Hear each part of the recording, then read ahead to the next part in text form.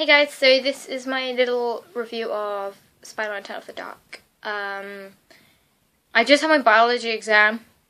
I'm still jet lagged, so I may fail that exam. It didn't go too badly actually, so that's good. So yeah, I'll start with a review, I guess.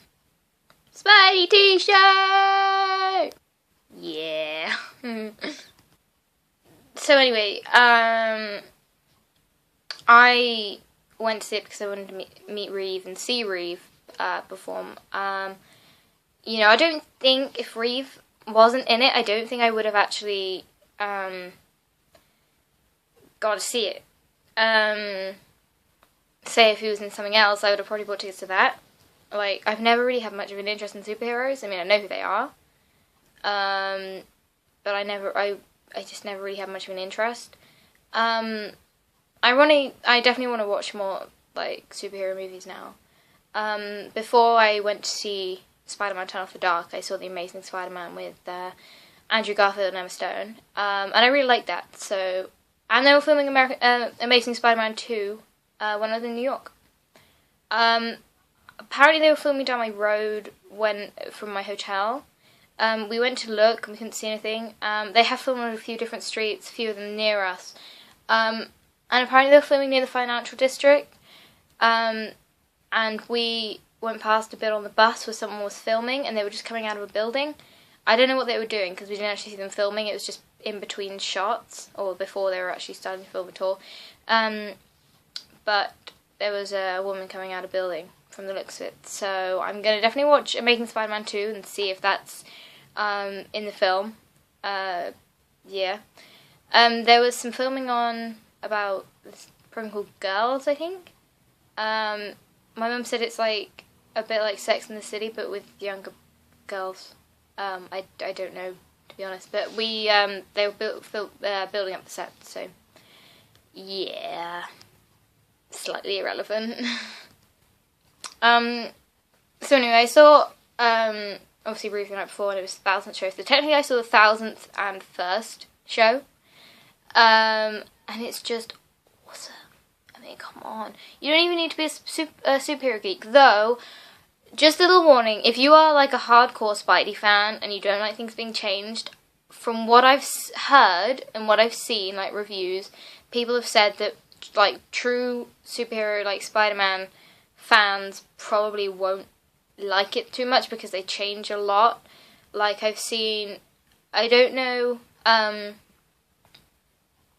if this is in the comic, but in the original version of Spider-Man Turn Off the Dark, the character Arachne was like a villain in it.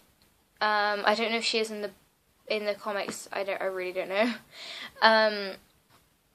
But in the musical I saw when they changed it, Arachne sort of helps out Peter Parker / Spider-Man, and like guides him, and you know she's like a good person. I don't know if I think that's not true to the comics, but anyway, there's stuff like that you might not agree with. Okay, but yeah, I love the music. My mum has loved Bono, and well, basically U2, but especially Bono, for a long time, and so I think she was prepared to see it on that basis, because they wrote on the music, and I think they've done an amazing job. Like, I used to be like, oh my god, why are you so obsessed with those guys? I mean, I like a couple of their songs. I like Beautiful Day and Vertigo, which coincidentally were in Spider-Man. They just put them on. Like, slipped them in there, and it was like, Bono, you cheeky bastard. I'm guessing he put them in there. He might have even put them in there. It might have been someone else who decided it'd be funny. So, but the music is so good.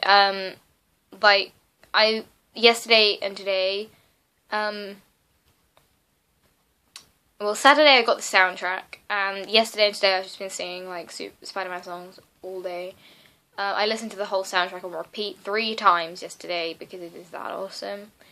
And I already knew 2 of the songs before I even saw it, and they're Boy Falls from the Sky and Rise Above.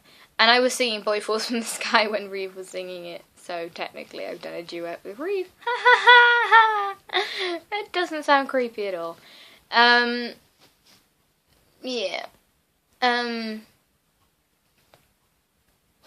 think I want to point out, I don't actually see where anyone's coming from when they say they don't like it. Like, I've seen people on Tumblr like, oh, it's terrible. And I'm like, I don't...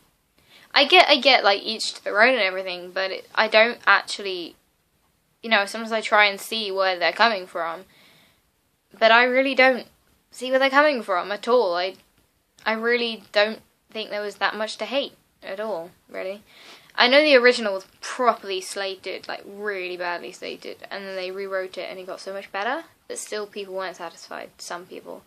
Yeah, I do not get the negativity towards it, to be honest, but some of the negativity is to do with the technical difficulties that can happen. I don't know how often they happen now, but I know they were really regular before they changed it. But, you know, basically, it's the most expensive show on Broadway, and as far as I'm aware, it is the most expensive show on Broadway in history because they have so many wires and stuff to swing Spidey around and look fantastic. And let's be honest, nothing is going to be 100% definite to not fail, if that made sense. You know, it would be probably a bit worrying if it didn't, like, jam at some point, because what if it didn't jam because it was going to snap? And I know that has happened in Spidey before. One of the actors, the wire snapped. I saw a video of it, it was horrific. I don't know who videoed that, actually. They shouldn't have been videoing it, but they did. But literally, I think most that happens is just the wires get jammed and so Spidey's left hanging in the air. Not in a bad way. Like, because when I saw it, it's just when Spider-Man first comes out with his proper costume on, and he just swings around the auditorium. There are landing pads over the audience and everything. And he literally jumped off the stage, got about halfway up to the pad, and then just, like, stopped and was swinging, like, really, really swinging.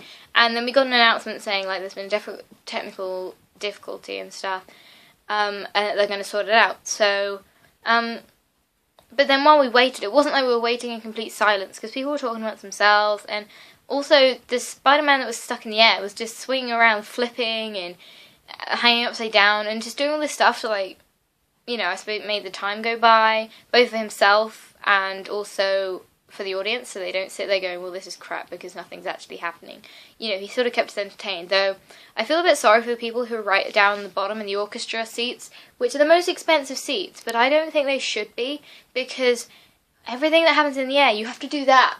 And I was in a box right at the top. I was in the cheapest seats, because you can't see a little bit of the stage, and where you sit, the seats aren't high enough to look over the pole.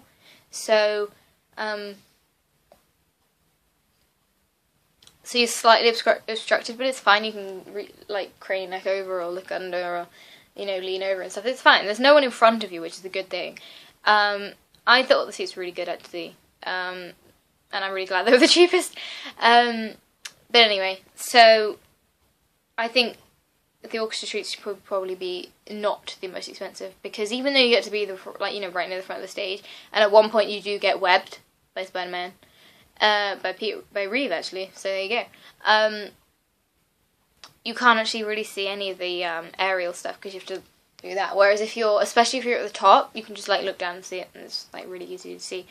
But yeah, once the Spider-Man was actually brought up to the landing pad he was aiming on getting to, he while they were waiting, and I suppose they had to prepare all the system and, you know, the computer system to do all the wires again, he was doing all this little tap dancing and everything, and obviously the floor below couldn't see, and the orchestra seats couldn't see. We were the only people that could see. So, yeah, so, but I thought it was really well dealt with, to be honest, because I saw Matilda the musical as well, and they had technical issues. It was different because it was just the microphones weren't working.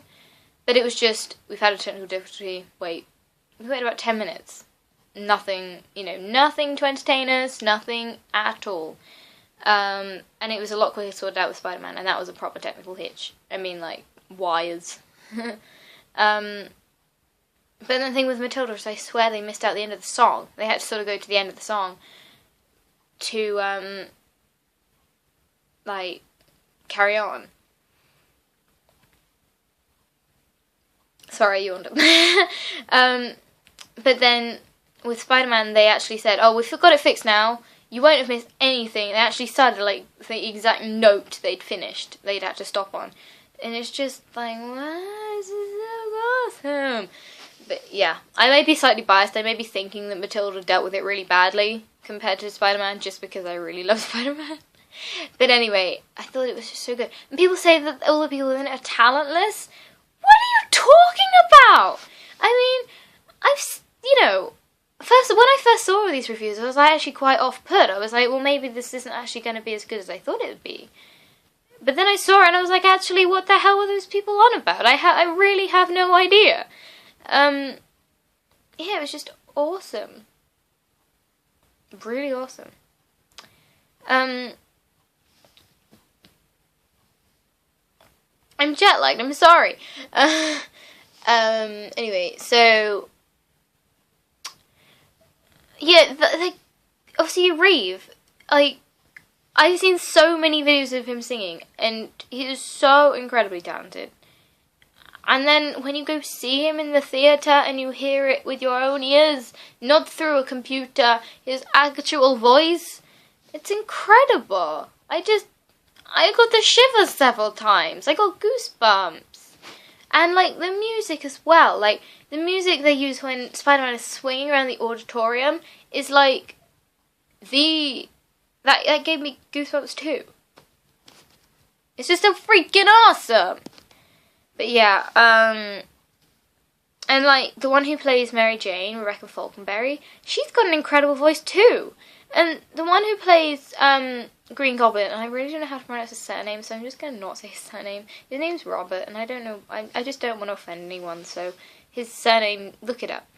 And he's just like really. He played like the most perfect Green Goblin. I mean, like, he's really funny, but really evil at the same time. So you're at the same time, you're like, oh my god, he's such a douchebag, but then you're like, but he's really funny too. And so he's one of them villains that you can't not hate, you have to really love them. And that's the kind of villain I prefer, because I hate it when people are just like, I'm really evil, and I'm not even going to be funny about it, I'm just going to be evil and kill people. And you know, I know I don't look like I'm yawning, it's because I'm trying not to go like that, like properly. But yeah, oh my god, I just cannot stop talking about this. I just like told everyone what it's like. I've told everyone about everything, and I'm just like, if you go to New York, I'm sorry, but you need to go see Spider-Man. And they're like, okay, we'll go see Spider-Man. Shut up. And it's just, just go see it. Darn it. The video, all the video adverts and stuff that Spider-Man Tunnel of the Dark YouTube page put on YouTube, they do not do it justice. I mean, it looks awesome enough on the video, but on the actual thing, it's so much cooler. Especially when the Spider-Man's flying around the auditorium, because the video can only show you so much. Like, you can see him swinging, but you're not actually there with him swinging in front of you. And it's just mad. It's just so cool. And the music is just amazing. I mean, I love the Wicked soundtrack, I love the Hairspray soundtrack, I love the Lion King, I love Disney movies, I love everything, I don't love everything, I love, you know, Mamma Mia, ABBA, I love Legally Blonde. Oh my god, Legally Blonde is a freaking good soundtrack, I'm sorry, but it is, and I do not mean the film, though one song in the film is, and it's by Paulie Barrett, but the Legally Blonde musical soundtrack is incredible. The Ghost the musical is quite good actually as well, but I don't have the soundtrack for that. But anyway, what I'm saying, even if you do not see Spider-Man, listen to the soundtrack, because the soundtrack is epic. Absolutely epic. So awesome.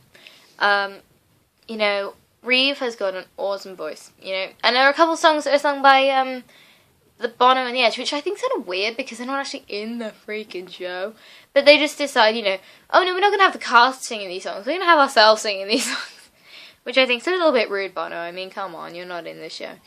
Anyway, I've got 10 seconds for it's 15 minutes, so I'm just going to say thanks for watching. Go see Spider-Man, listen to the music, find out about Reeve, hear Reeve singing, hear his talent. Goodbye!